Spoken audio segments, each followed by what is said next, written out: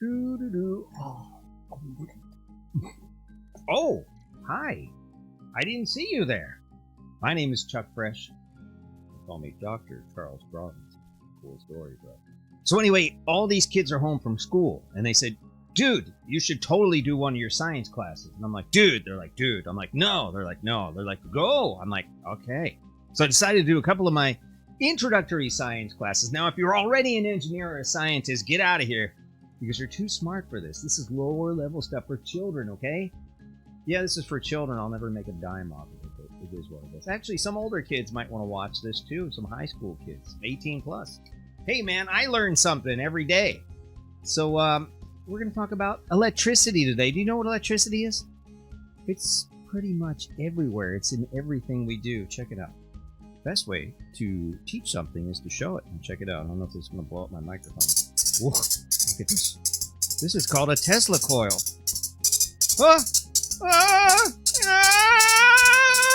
It's actually generating and putting electricity in the air and lighting this light bulb. Oh my God!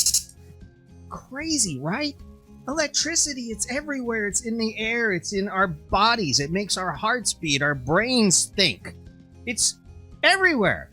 I'll give you some really cool stuff here, too. This isn't just like video. This is actually some stuff you can actually learn and maybe even take to school.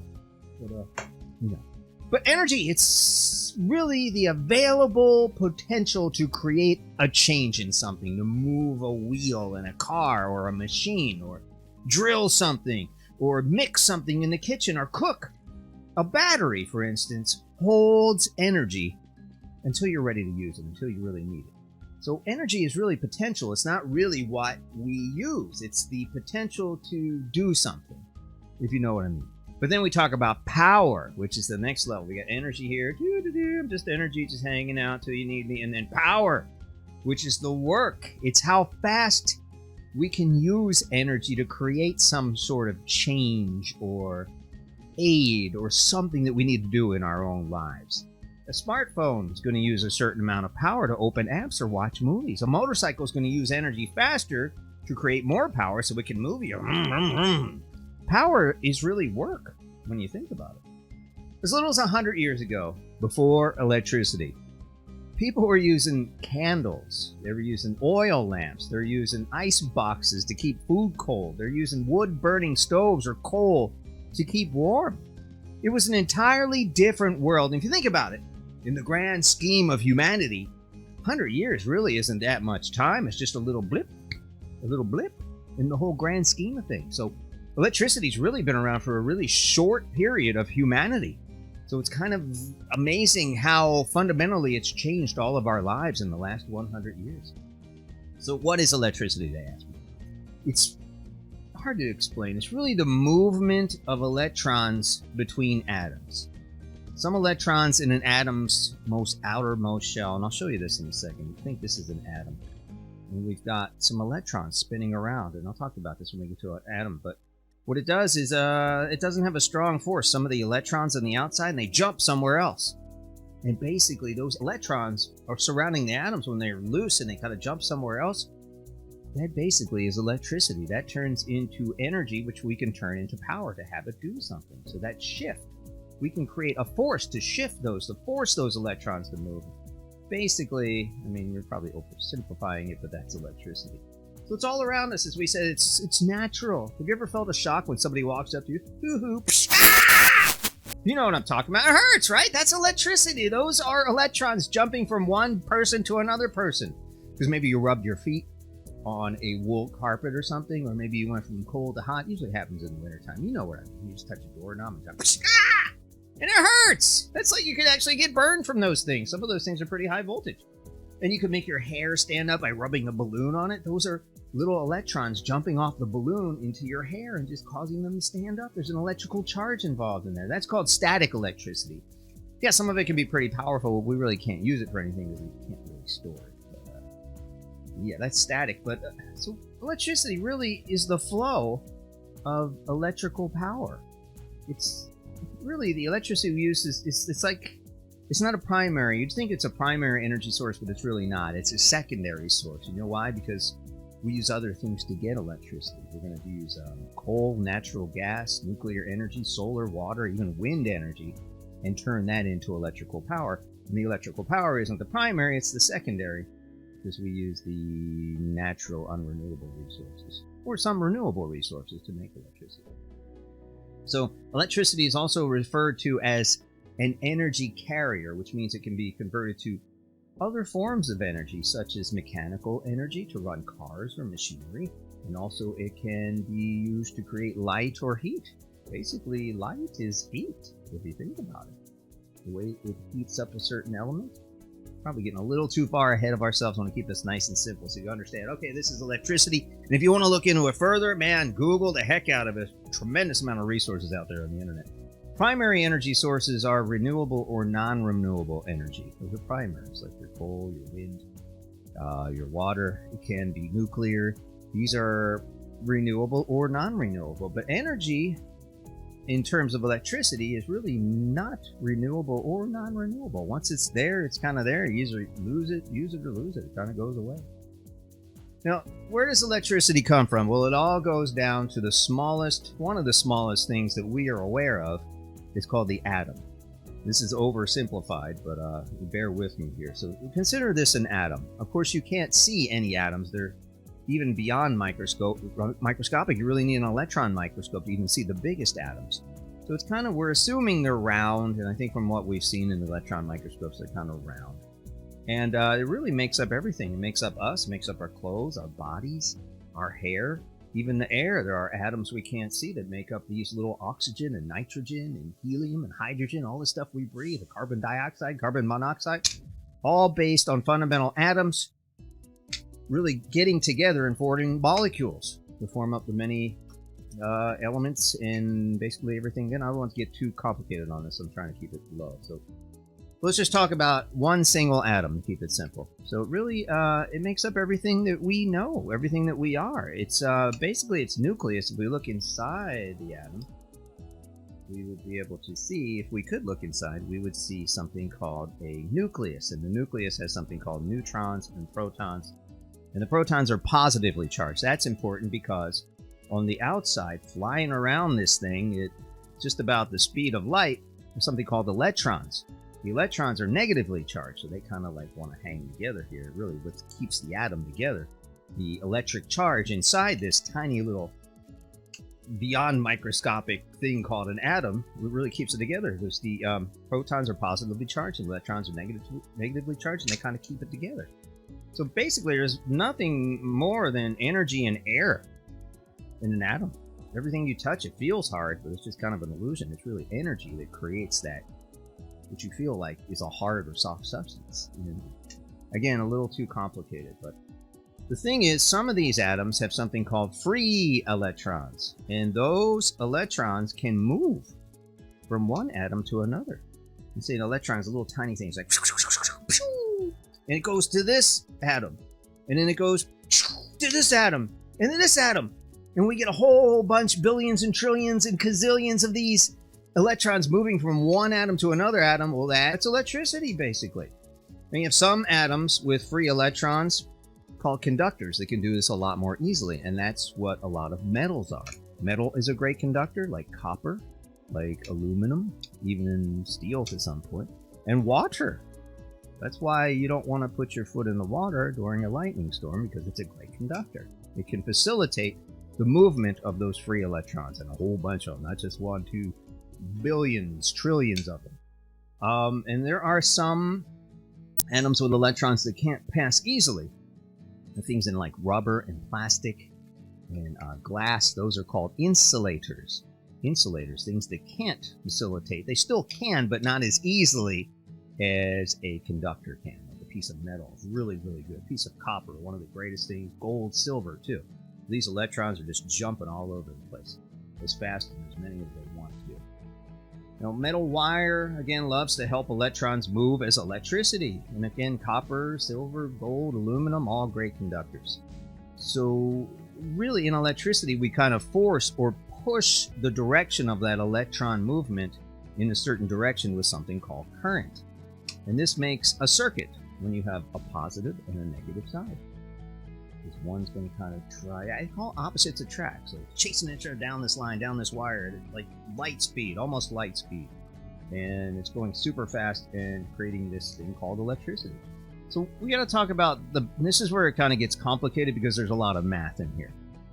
And it's not complicated math, but it can get a little confusing, especially at the lower level. So let's keep it real top. Again, you can look into this as much as you want to. All the formulas are out there for this, and it will make a lot of sense to a lot of people once you start to do the math. So what is voltage? Voltage simply is like water.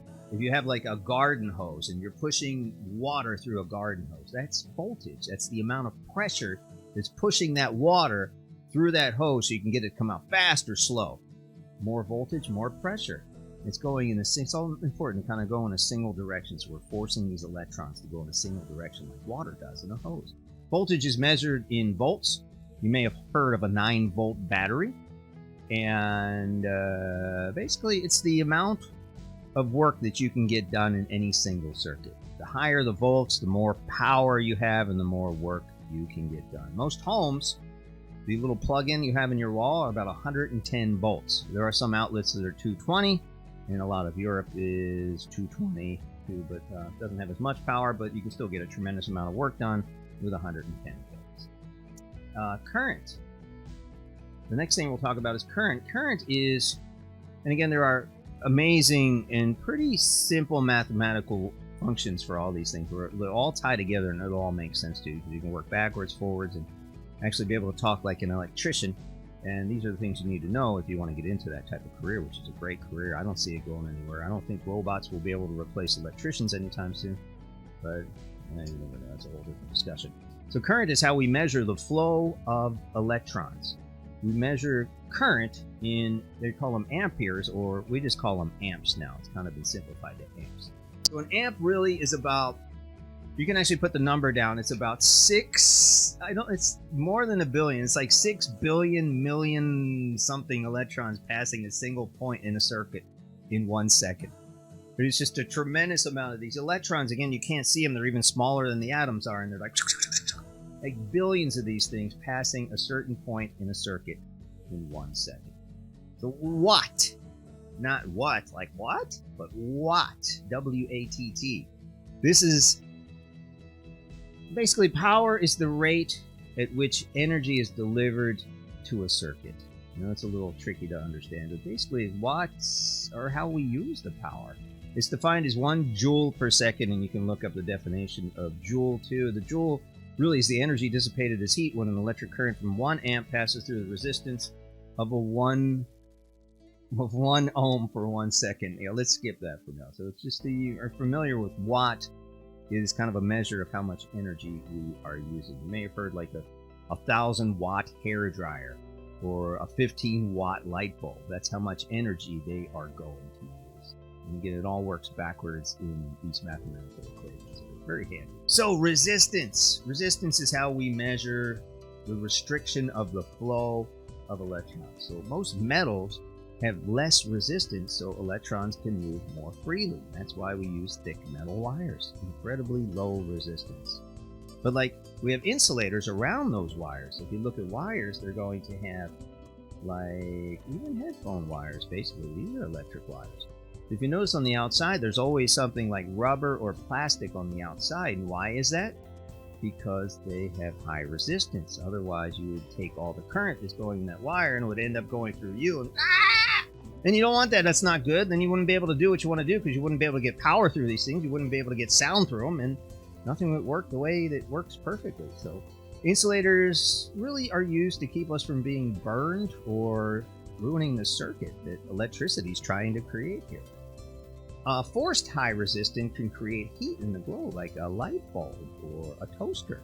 You see those little orange things? It's actually forced resistance going through certain metal wires, heating them up to a point where they create heat and they can make nice little toast for you. We measure resistance, in that word we talked about ohms. Neat formulas available if you're a math whiz, and ohms too, and you can work backwards between ohms and resistance and current and all this stuff. We make these things called resistors in electrical circuits to resist the flow of electrons. Why would we do that? Because too much current can damage components. It can hurt you. Resistors include the metals used in light bulbs. I mean, they're everywhere. You see resistors and capacitors and all this other stuff too. Much more complicated. How about inductors? When we create a coil of wire and we push electric current through it, it creates a strong magnetic field. That's called an inductor, and that's how electromagnets are created, among a lot of other things, inductors. Now, AC/DC. You've heard AC, two different types of power. DC is basically direct current. When you look at a battery, this is just a standard AAA 1.5 amp battery, 1.5 volt, I'm sorry. And it has a positive and a negative. This is direct current because when you hook a wire or something up, you put this in some kind of component, it goes directly from the positive to the negative, and the current travels in one direction. A battery can produce the current needed to complete a circuit designed for something that the battery is supposed to do for a number of hours. There's only so much, it's not unlimited. And there's these things called milliamp hours and all these measurements. Again, more math too, so if you're a math wizard, you're going to love electricity. Real fun thing to get into. But yeah, it can only hold a charge for so much, and then you use up all the electrons that are gone, you got to put new batteries in. Some are rechargeable, some are not. Ones in your phones are rechargeable, so that's good. You can keep charging. You have to run to the store and buy a battery every time. You have to buy one every day.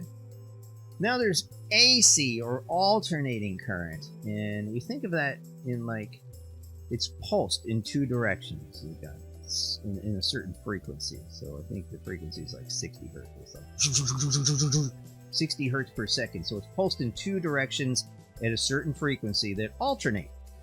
Now we use this because it creates less resistance, which means it creates less heat. So it can go further along power lines, and it's safer. So this is really what you use in your home. We can convert AC, which comes into our plugs, to DC, and that's what we use to charge our phones and our electronic devices. We can even recharge batteries with the converter. So what's electricity used for? Mostly, they've done a survey in the consumer area, it's mostly used for heating homes when it's cold outside, for your heat, either for the fan or the heating element or both, and also for heating your water, because nobody likes to take a cold shower. I know I do. And also when you want to wash things, you need hot water. Electricity may be used for the heating element or for the pump that pushes that hot water through your house. It's also used a little bit less for cooling homes, for air conditioning, and also your refrigerator, for cooling of your food and your freezers. It's also used primarily for lights, for keeping the lights on, because nobody wants to be in the dark at night. And then there's televisions, computers, and video games, which are a lot less on the scale of usage. I thought they were much bigger, but it turns out lights and cooling and heating are much bigger electrical uses. And then there's your phones and your hair dryer, your curling irons, your electric toothbrush, zillions of things. We can't count how many things we use electricity for. So how do we make electricity? Well, power plants use these things called turbine generators to make electricity. It's a huge machine made of coils of wire and magnets, and one rotates inside the other. So the turbine's turned by some kind of force, either wind, water, or steam, to convert that motion energy into electricity. And they can store that, and they can push it, and they can transmit it on lines. So how do we get electricity? Well, the power plant generates the electricity with these turbines, and in a transformer, again, the math comes in good here, it steps up the voltage, which is kind of like electric pressure for transmission. And that makes it go further, because a higher voltage means more power, and you can shoot that thing out for miles. So transmission carries the electricity long distances, and then it hits a substation close to where it's going, like close to your house or your business or your school, and it steps down the voltage, so it's not as dangerous, not as powerful, but still enough that you can use in everybody's house in your neighborhood. And then local distribution lines, a lot of them are underground in new communities, and ours they're underground, but you see these electric lines across the streets and on top of the streets here with these electric poles. And they bring electricity to neighborhood transformers, which makes sure that they're the right voltage for your house, and then that shoots in to your house. You got a direct line that goes through this 3-wire cable through your electric meter, so they can tell how much you're using and how much to bill you for at the end of the month, and boom, it goes to all the plugs in your house through something called a circuit breaker. Again, something a little more complicated for this, but just so you know, so you've heard the term. So People ask, hey, is electricity dangerous? That thing you did with the Tesla coil, is that dangerous? Well, yeah, it can be. I mean, water and metal are some of the best conductors for electricity. So your body is what? It's mostly water, isn't it? So if you touch an electrical circuit and the ground at the same time, if there's enough power, you're going to become electricity's easiest path. And it will flow through you. It can affect your heart and your brain. It can burn you internally, and you could be seriously hurt or even killed. So yeah, electricity is not something you want to play with. Tesla coil is very, very, very low. It's high voltage but low current, so it can hurt you. You put your hand there long enough and touch it with your finger, it can actually create burns inside your skin that you can't see. So and you don't want to do that too. I see a lot of people put their hands, oh look, you could actually get burned and you could feel it coming through your skin. Also important to know, you don't have to be touching the ground directly to conduct electricity. You could be touching something else that's touching the ground. Like if you're up in a tree and you touch an electric line, a live electric line, it could go through you and then through the tree, and it's going to touch the ground. It's going to create a circuit. Boom! Not a great thing. Or even a ladder too. So that's why you're supposed to be very careful when you're on ladders and stay away from electrical lines. Have you ever wondered why? You've probably seen this. There's birds that sit on the lines and like, dude, I'm a bird. I can sit on this electric line, but if you touch it, you'll die. So why don't they get shocked and killed? Well, it's the ground thing. Electricity is looking for a path. It's looking for a way to get to the ground. When the bird's sitting there, there's nothing touching the ground except air. And it's unlikely that air is going to be able to conduct that much electricity to create that circuit, especially when it's 10, 30 feet in the air. You know? So the bird's not touching anything, it's just touching the wire, so there's no circuit, and electricity doesn't hurt them. That's how they can sit on top of power lines. Even squirrels, too, they can run on live power lines as long as they're not touching the ground. So your dry skin.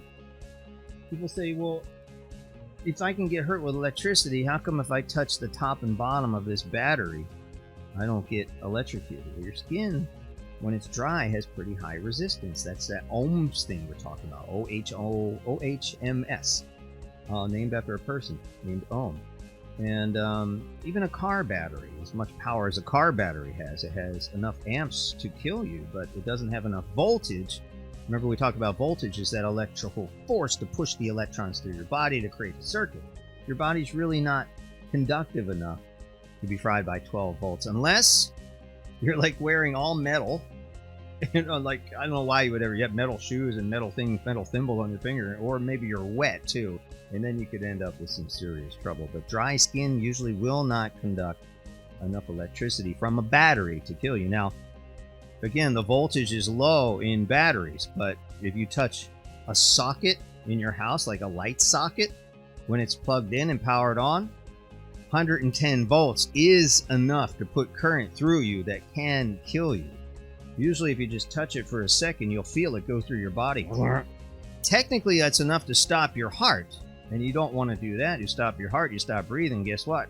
Lights out, people, permanently. You don't respawn from that either. So you don't want to play with electricity. If you see an open line in your house, or a wire that's cut, or maybe your dog chewed through a cable, one of your power cords, or the light socket's in there, you're putting a fan or something, make sure the circuits are off. Kids, don't do this yourself, but have your parents do that, and they know where the circuit breakers are in the garage. Even then, when the circuit breakers trip, there still might be a little bit of electricity in the line, so just be real careful, and don't you touch it, let an adult handle it. So that's the basics of electricity. My name is Chuck Fresh. I've got some more videos coming up on this channel here, and also I've got a couple other channels too. And we're working on some other big programs too, with a lot of educational stuff. Trying to tell people the basics, and then you can go dig a little bit deeper. Find those math formulas. They are a lot of fun. Actually, math is fun. When you do electricity, you can figure out, all right, can this hurt me? Can this not hurt me? What's going to power this light bulb? What's going to power my phone? And then a lot of people actually begin to build their own circuits, their own chargers, when they get a little bit older in college, and that's where things get really, really fun. Chuck Fresh, I'm out. Thanks for watching.